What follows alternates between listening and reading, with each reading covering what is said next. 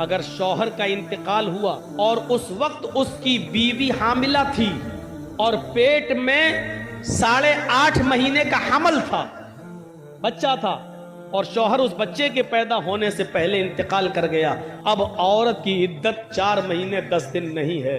इस बच्चे की पैदाइश के होते ही उसकी इद्दत भी खत्म हो जाएगी। क्यों? इसलिए कि उसकी इद्दत अब करने की जरूरत नहीं है, वो बच्चा पैदा हो चुका है, और बच्चा पैदा हो जाने का मतलब यह है कि ये उसी मरे हुए बाप का बेटा है। अब वो औरत बच्चा पैदा करने के बाद इद्दत के दिनों से खत्म हो चुकी है, अब वो जहां शादी करना चाहे वो कर सकती है।